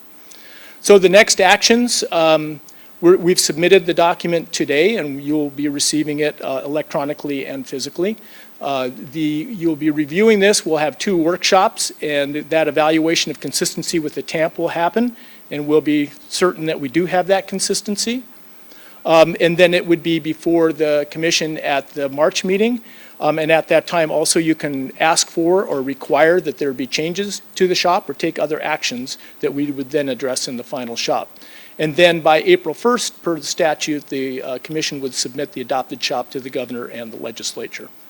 So this is a really quick run-through. I realize you haven't seen the shop, but during the public hearing process, and then documents will be provided by your staff, and then also at the March meeting, we would provide a great deal of information as to what the shop contains and what it's going to achieve in terms of performance and the expenditures in line with SB1. And with that, I'd be happy to take any questions that you may have. Yes, thank you very much. You know, in years past, we have not spent a lot of time on the O in shop. Yes. And I'd really like us to make sure that we're looking at operation for this next this next round. One of the struggling things is, you know, is dealing with a public that thinks that SB1 doesn't include new capacity, notwithstanding leverage with, you know, existing sales tax dollars, you know, self-help counties, et cetera, But I really would like to make sure if we're meeting our 10-year objectives, that there's focus on the O. Does that make sense? It does make sense. And the O is a very difficult thing under Yes, asset I management to understand. address because it is not an asset. And we don't, there are things we can do to improve it. Some of it is that the SB1 congested corridors program provides opportunities to address the capacity in some of that. But the shop itself, in terms of achieving the performance targets that are set, that the commission adopted, that the federal government have, we have to spend, similar to the diagram you saw, that rate of funding over the 10-year period to actually get to our performance targets. So the amount of dollars that will be dedicated to strictly operational projects will still remain a relatively small amount. Yeah, so in real people language, for me, it translates into actually moving people. Road repairs are great. We love them. We know we need them. The need is great. But operational improvements are what real people are looking at, and that's what I'm really hoping that we can spend some time So working on. perhaps in conjunction, that when we have the March meeting with the shop, we can present what it is the department is doing for our operational efforts. I would appreciate that. We are doing a lot. I would appreciate that. I think so that's we could- helpful to translate. Yeah. Okay. Thanks. Okay, thank you very much. Stephen? Yes, Commissioners, our next items are the information calendar. The information calendar is the next 8 items, 28 through 35. These items are information items that staff has deemed not to raise any issues, and we will not present any unless specifically requested by a commissioner. Hearing no requests, we're going to move on to the consent calendar. The consent calendar is the next 25 items, 36 through 60. There are some changes I need to mention under item number 46, which is the resolutions of necessity, Resolution C-21-587, C-21-590, C-21-598, and C-21-600 are withdrawn. Under C-12586, there is a change in the names from Sunfair Properties LLC to Sinful Family Revocable Trust. And under resolution number C-21-586, 21-588, and 21-589, there are changes in the legal description on pink handouts. We are also under item 53. The cost, we're changing from construction costs to PS&E. With those changes, staff recommends that you approve the consent calendar. Motion by Gilmedi, second by Taglioni. Any questions? All in favor, please say aye. Opposed? Ayes have it. Item 61. Jose? Good afternoon, Commissioners. Item 61 is an action item. This is the final EIR for the Alameda Creek Bridge Replacement Project on State Route 84.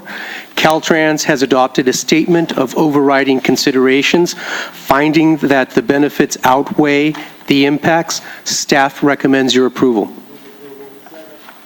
Motion by Gilmetti, second by Taglioni. Questions? All in favor, please say aye. Aye. Opposed? Ayes have it. We're going to jump to 66 and 67. 66, Stephen? Yes, Commissioners. Items 66 and 67 are supplemental fund requests to award contracts. These projects were allocated by the Commission in the past.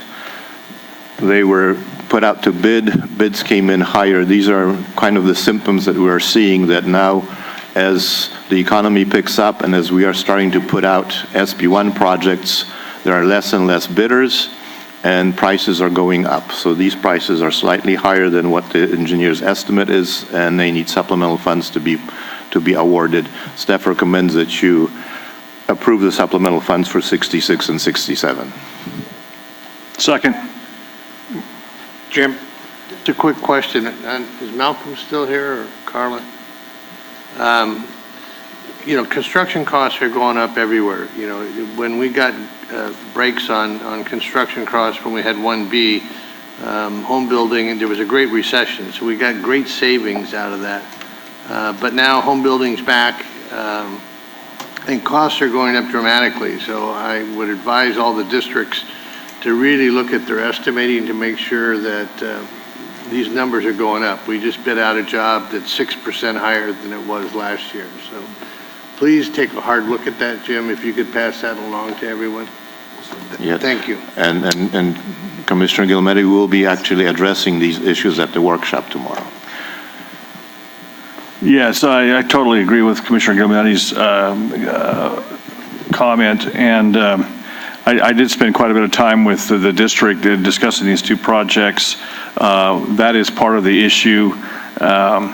This has been a weird year in a sense. Not only do we have the economy increasing the demand and making it more difficult with the disasters that have occurred both in the north and the south of the state. At least on one of these projects, it had some factor, I think, in the number of contractors that even chose to bid on the project.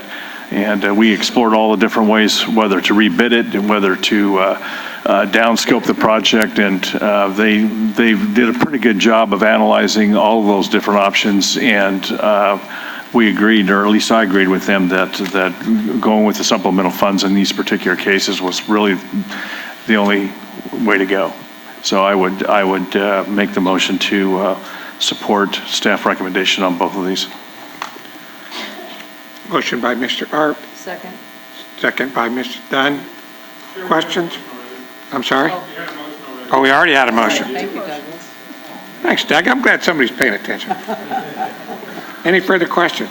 All those in favor, please say aye. Aye. Opposed? Ayes have it. 64, Stephen. Item 64 is the Prop 1B quarterly reports, and there are two kind of issues I need to raise with the commissioner. That's why normally this item is on the information calendar, and we pulled it off of information calendar. One thing is the Department of Finance is doing audits of the Prop 1B projects, and one thing that staff has noticed as a trend in the audits is that Department of Finance's auditor findings have been that there's not much information as far as benefits being presented in the closeout reports. And back in September, when Commission staff noticed this trend, we wrote a letter to the department specifically telling the department that they need to start making sure that benefits are addressed in the quarterly reports and the benefits are addressed in the closeout reports from the project sponsors. The department has started doing that in these quarterly reports. They actually have columns in there that do address benefits. Another issue that I have is with the local bridge seismic retrofit program. If you would turn to page 5 of that quarterly report, you will notice that all the bridges are already out of the pre-strategy, but there are still 51 bridges in the post-strategy. When in real people's terms, that's really design. And if you noticed from over the last year, we moved from 55 projects being in design to only 51. We're not making much progress. And then on page 2 of the report, we have what I call the dirty 10. These are projects that have not even moved an inch from quarter to quarter in how much they're in design. Most of them are still 0 in design, and the others that are not in 0 in design, their numbers haven't changed much. I have broached the subject matter of this with the local bridge committee because most of the funds for these projects are federal bridge funds. The state only provides the local match, the state match to the federal funds from the Prop 1B program. The committee is now very much interested in this subject matter because the bridge monies are spoken for the next 18 years. And these bridges are sitting here for the last 30 years. Loma Prieta earthquake is going to have its 30th anniversary next year. And they're basically taking up capacity and nothing is happening. So we want to bring the subject up to the commission. Previously, the commissioners heard from the people that were in the pre-strategy and not moving. Once you guys called them on the carpet, they actually moved them all out of the pre-strategy, but now the design process seems to be bogged down. Some of these difficult bridges are single-lane bridges where the local community is happy with its single-lane bridge, but the fire chief, the police department, the public works department wants a 2-lane bridge. So it's kind of dead center, and we want to kick this off of dead center. Either these agencies seismically retrofit the single-lane bridge, or they just take these bridges out of the program by taking on the liability on themselves that these bridges are not seismically retrofitted. We just can't have this go on for the next 30 years. So when would you like to come back and bring those people before us and have a, when is staff recommending that? I would say at the next quarterly report review, I would like to bring in at least these people that are on the dirty 10 list. Okay. Does that need a motion, or is that just something the UKs can do? Since this is an information report, we can't have a motion, but it's something that the commissioners can certainly request that we do. I would support that, Mr. Chairman. Item 65, you cover it? Item 65 is the department's quarterly delivery report, and Jim Davis is here to tell you what great stuff the department has done. Thank you. Chair Alvarado, Commissioners, Jim Davis, Capital Outlay Support Program Manager at Caltrans. Just real quick, we've had some early SB1 successes. You programmed $4.2 billion of early SHOP for us to get started. With the SB1 money, we've been able to accelerate $668 million worth of projects into this year because we had that money. And we've accelerated $406 million into next year because of finally having that money.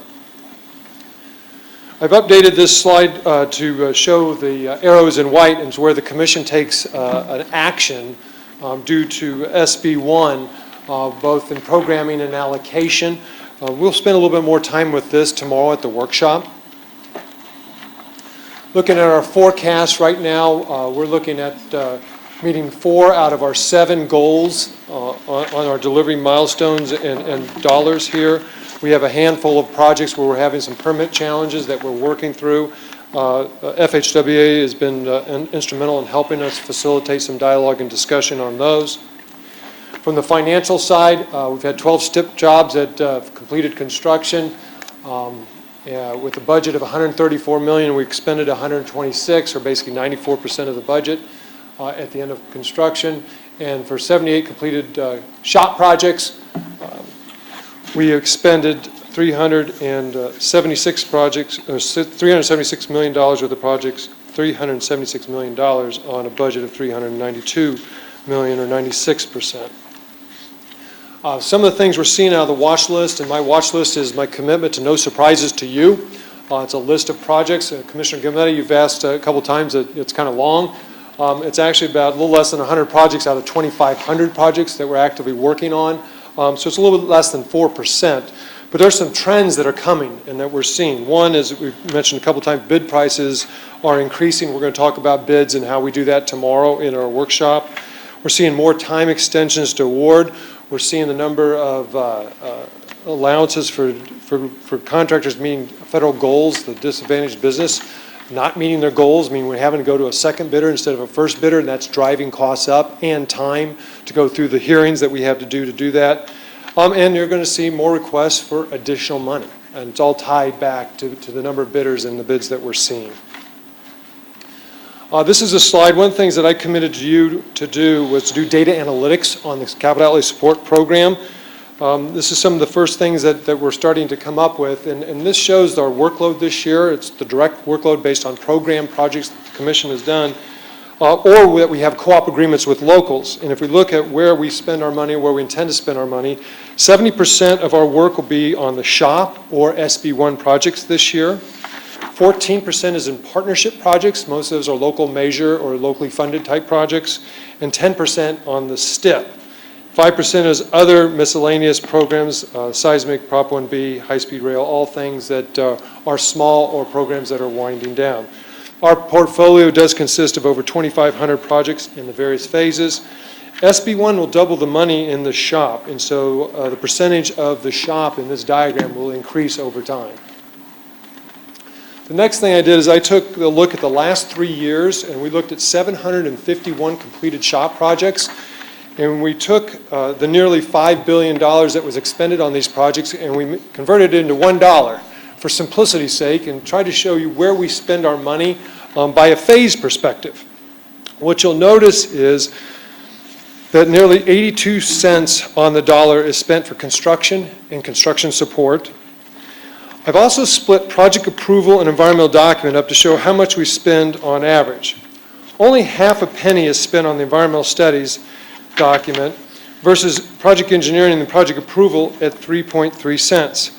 Now, in the name of plain language, Ms. Dunn, one of the things that you've asked me to do, I may have inadvertently called this phase the environmental phase, and that is a misnomer, and that's my mistake, because really this is where we're doing all of our engineering and alternative analysis, and only half a penny out of the dollar is spent on the environmental document.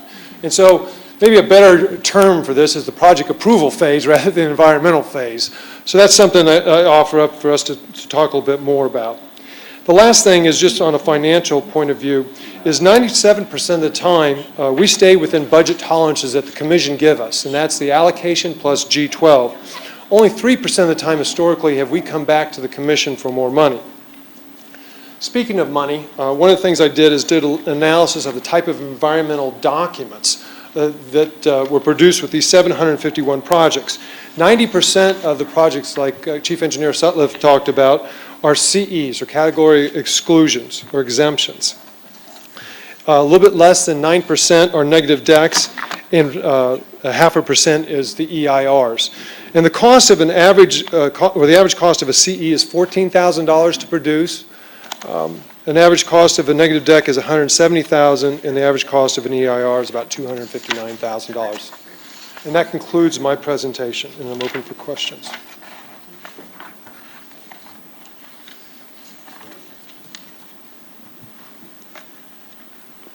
Jim's raising his hand.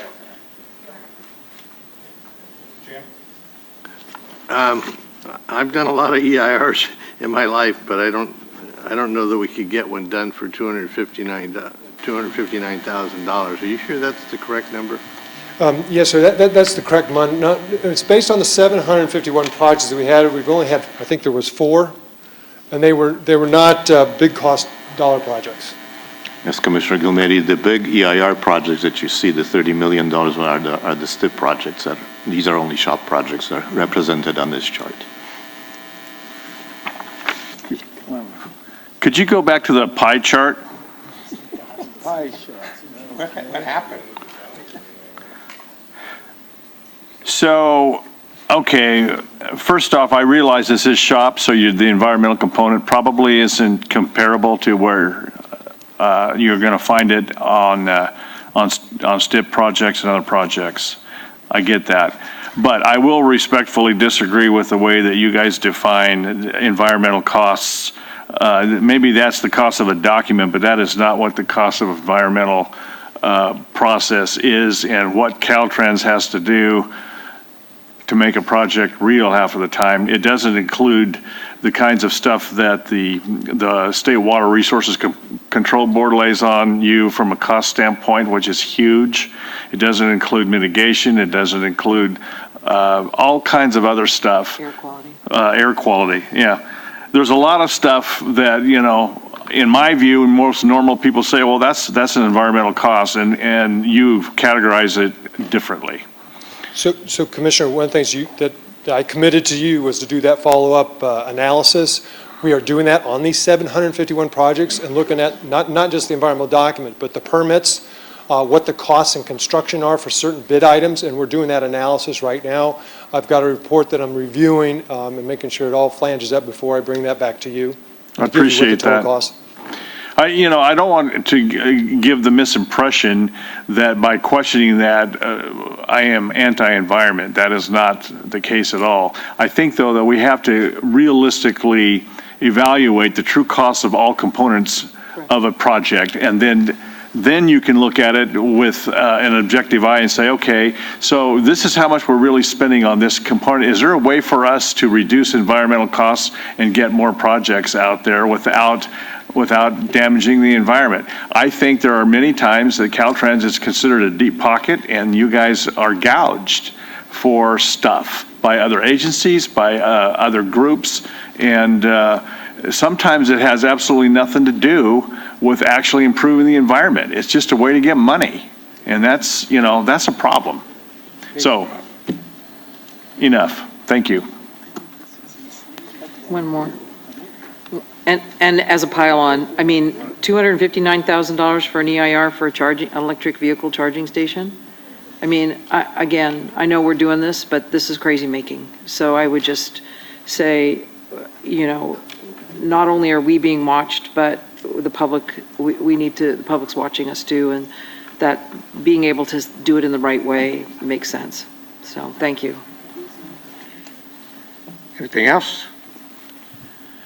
Well, I guess we're done for today. We'll come back in the morning. I would like to adjourn the meeting in honor of Brian Kelly for his service to the state, citizens of the state. And I would like to congratulate Brian, and we expect you to fix all of these issues.